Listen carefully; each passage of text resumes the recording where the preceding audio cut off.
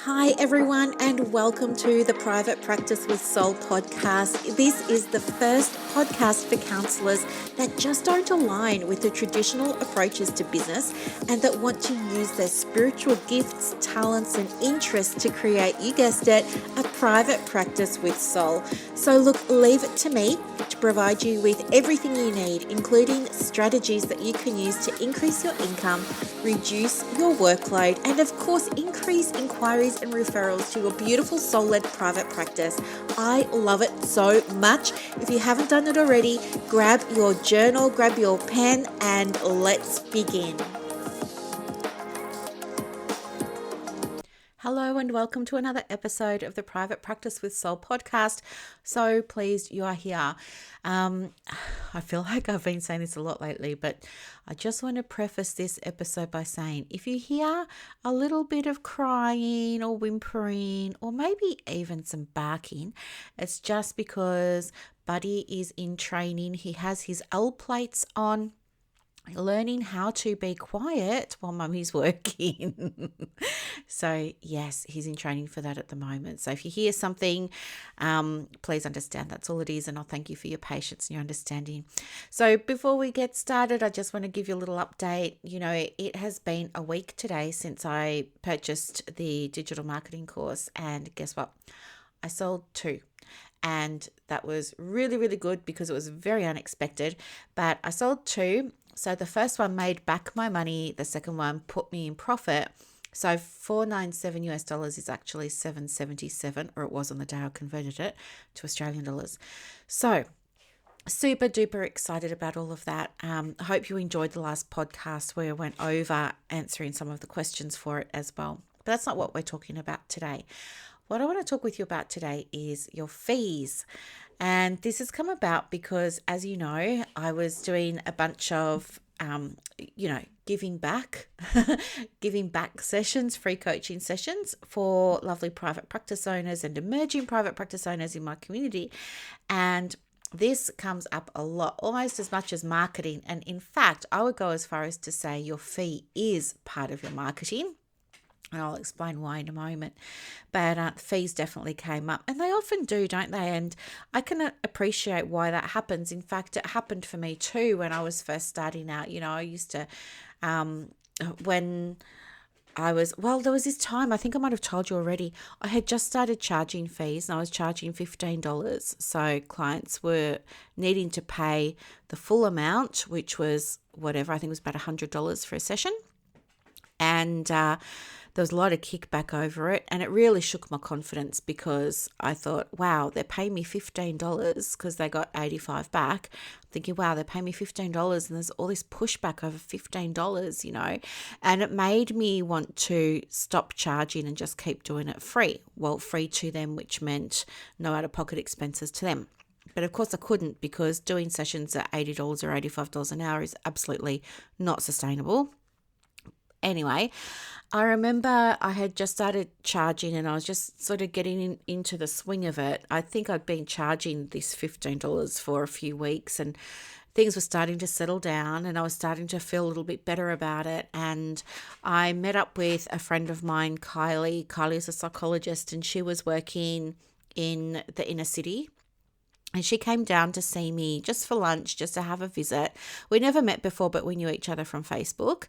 And she was like, hey, I see you on Facebook all the time. I'd really love to catch up. And I said, yeah, I see you all the time too. Let's do that. So we made a plan and we caught up for a quick coffee. It was about half an hour. And it was in a lovely cafe that sold all organic food. And, you know, we ate a Buddha bowl and stuff like that. It was really nice. And anyway, we were talking about our businesses. And, you know, I was telling her, because I was feeling quite proud of myself that I managed to survive the first month or month and a half of charging this $15. I remember telling her, you know, very proudly, oh, I'm charging, you know. And she said to me, well, yes, you know, you have to charge. You can't just do bulk billing. I was like, yeah, it was a huge thing. I'm feeling really proud of myself and da-da-da-da. And then she said to me, how much are you charging? And I said, $100, so it's 15 out of pocket. How much are you charging? And she said, 220. And do you know what? In my mind, I lost my you-know-what. I just thought, how on earth? And I think I even said to her, you're charging what? Like that, because I wasn't judging her. It was a reflection of me and my money mindset. I was thinking straight away, how on earth can you charge that? I'm jealous. I'm envious. How come you can get people to pay you that and I struggle to get people to pay me $15? It's not fair. So all this money stuff was going on in my mind, and poor Kylie was just sort of sitting there. And she didn't have to defend her fee, but she started saying, oh, well, it's just the fee that I sort of came to. And I was just like, no, that's fine. But it was just a foreign concept for me. So when I'm here explaining to you the importance of having the correct fee, I understand some of you are where I was, and maybe you're only charging $80 or $100, and somebody else is coming along saying you should be charging $150. And I understand and appreciate how you might be thinking, who are you to say that? And where's this coming from? And, that's not fair, and clients can't afford it, and that's greedy, and all these things that come up. But all these things that come up are your things, right? They've got nothing to do with the client. They've got nothing to do with the service. They've got nothing to do with the business. It's all your stuff that is rising up to be seen, right? It's not bad. It's a lesson. It's an opportunity for you to sit back, maybe yourself, or maybe with your business coach, your private practice coach, or your private practice mentor, or whoever, and sit down and say, OMG, Brooklyn was telling me I should be charging this much, and I'm just out of my mind about it. Like, how can she be saying that? There's no way my clients could afford this. My clients, this, that, and the other, and all the things that we say, right? But give yourself an opportunity to reflect on. Sorry, if you can hear scratching, there's a tray at the bottom of, so he's getting, I can't say his name because then he'll get all excited, but you know who is getting crate trained at the moment. And I got him the crate that's got the tray on the bottom. So he's kicked up his blankets and his towels. And if you can hear scratching, that's all it is. Hopefully my microphone's cancelling out the background noise for you because it's pretty loud. It sounds like he's digging to China in there. Must be a treat that he, can't locate. But anyway, I can appreciate how that affects you. Here we go. I can appreciate how that affects you and the thoughts that you might have around it. So what I want to share with you today is a way of approaching fees that makes sense for me. And I shared this with some of the private practice owners that I was having the coaching calls with during the week. The first thing that I want you to know is the fee that you choose has nothing to do with your client. The second thing is the fee that you choose has nothing to do with you. The third thing is the fee is everything to do with your business. By looking at it in this way, you can achieve a few things. First of all, you're going to separate yourself and your stories from the fee, which is really important. Okay. Second of all, it puts you back in the director mindset rather than therapist mindset or social justice mindset or anything like that, that is not serving the business side of the practice. And that's really important. I want you to think about when you choose your fee, what does the business need in order to XYZ? For example, pay me, set aside money for tax, pay my ACA registration, etc., etc. You get the idea. Pay for my supervision or my mentoring or my private practice coaching, whatever. Asking yourself, what does the business need me to be charging per counseling session? What does the business need me to be charging per supervision session, per mentoring session, if you're doing those things? What does the business need me to be charging per head for my membership? What does the business need me to be charging per person for my retreat? All those kinds of things. is really just a very simple but powerful shift that you can make that takes the stress and the pain and the anxiousness out of choosing the fee. Because believe you me, I've heard it all. Like the people that I spoke to this week that were saying, I'm charging $100. And I said, okay. And they were kind of cringing because they knew that, like they said, I know you're not going to be happy when you hear this, but I'm charging $100. Now, honestly, I don't mind what you charge. I'm not here to judge you. I'm here to support you and guide you. And it's always your decision what you want to do. There's no judgment here. If you want to charge $100, make sure it's because that's what the business needs you to be charging. If you're charging $100 because you say to yourself clients can't afford it, or if you're charging $100 because you say, oh, I don't have enough experience or I'm not qualified enough yet, we've got a problem. Charge $100 because that's what the business needs you to charge. So that was one of the things. The other thing was I heard that from one of the ladies I was speaking to on the coaching calls that her membership body, I can't recall which one it is, had done a presentation or there was some discussion about it at one of their chapter meetings where whoever was in charge was espousing the virtues of charging $120 a session. Now, I have no idea, what they're doing telling you what you should be charging, says she who's telling you what you should be charging. But they did it without base, okay? There was no rhyme or reason behind the 120. And it's misinformation because, and I loathe that whole concept of misinformation, but anyway, it's not true. The fee that you charge needs to work for your business, okay? Now, I've got a problem with peak bodies, in inverted commas, telling therapists that they should be charging less than they're worth because I believe you're worth every penny. My recommended fee for you is $150 per session starting rate. It doesn't matter how long you've been in practice, or you can charge more, but your absolute minimum should be $150. It needs to be around that figure in order to meet the expenses and the on costs of the business, such as paying you and investing in things like memberships and insurances and, websites and PD, all those kinds of things, $120 10 or 20 years ago, no problem. But it's 2023, soon to be 2024. Cost of living's increased. Cost of running a business has increased. Your business needs you to be making enough money to keep the doors open and to put aside some profit in the savings for the business so that you can put the money back into it, when the time's right. I think telling people they should only be charging $120 undermines the important work that you do. I don't think it has anything to do with raising you up. In fact, I think it's almost like tall poppy syndrome. I think it's ripping you down, telling you shouldn't or you can't or, whatever. And I think it's more reflective of the person who told you that and their mindset and story than it is of reality. Just my 2 cents.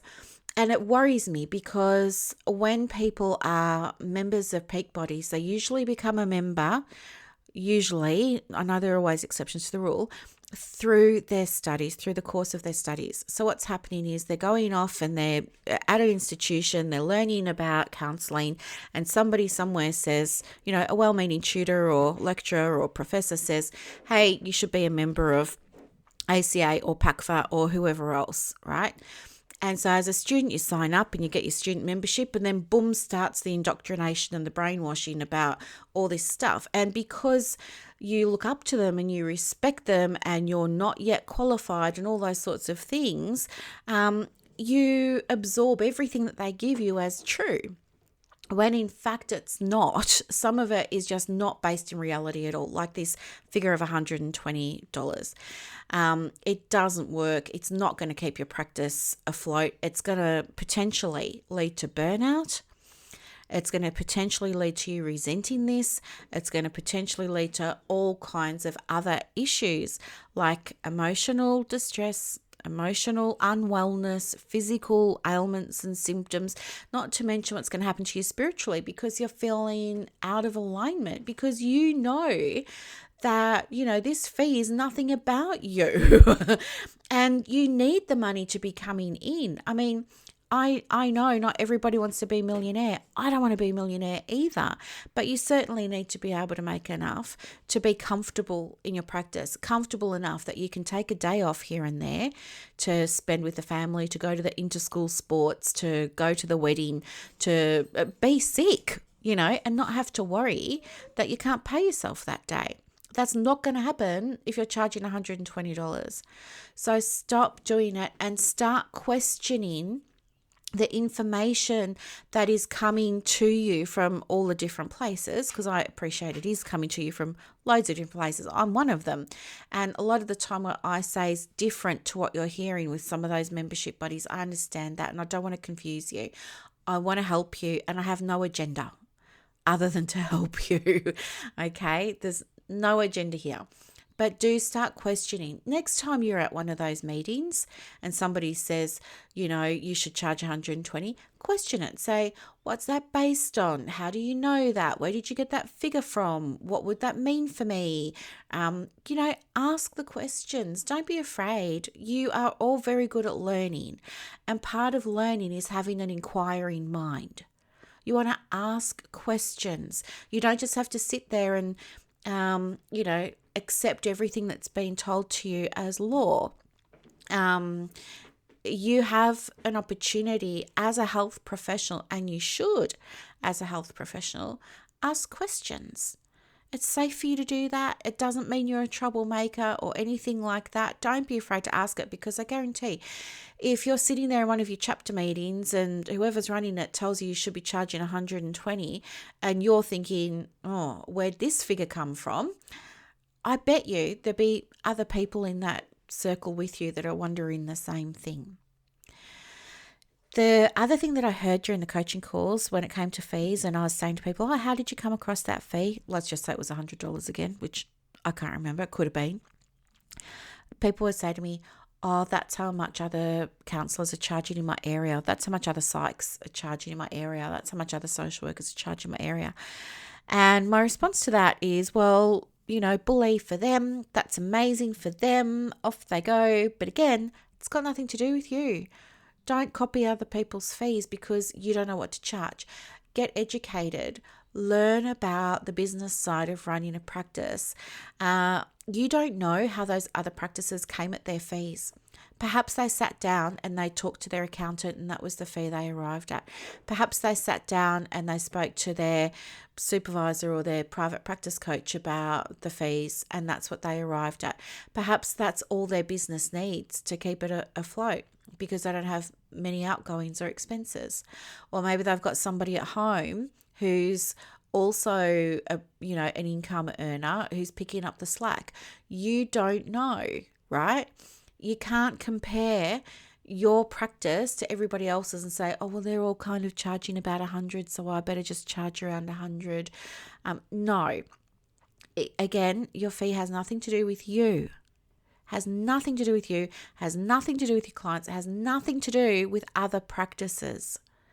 It has everything to do with your business and what your business needs. So instead of comparing prices in your local area and pitching yourself in the middle, don't do that. Instead of comparing yourself to other practices in your area and making yours $10 or $20 less than everybody else so you fill your diary, don't do that. Big mistake. It's not going to work. You'll burn out. You'll attract a certain type of client that can be a little bit more, well, in my experience, I know everyone's different. In my experience, the lower the fee, the more time, effort, energy goes into working with that client. Sometimes those clients can be a little bit demanding, especially if those clients have, I don't know, just again, in my experience, been institutionalized. Maybe they're very au fait with things like Centrelink and legal aid and Office of Housing and, all this, and they're used to getting things free. It can be very, very hard for you, especially if you then want to do what I did and introduce a fee, and I don't want that for you.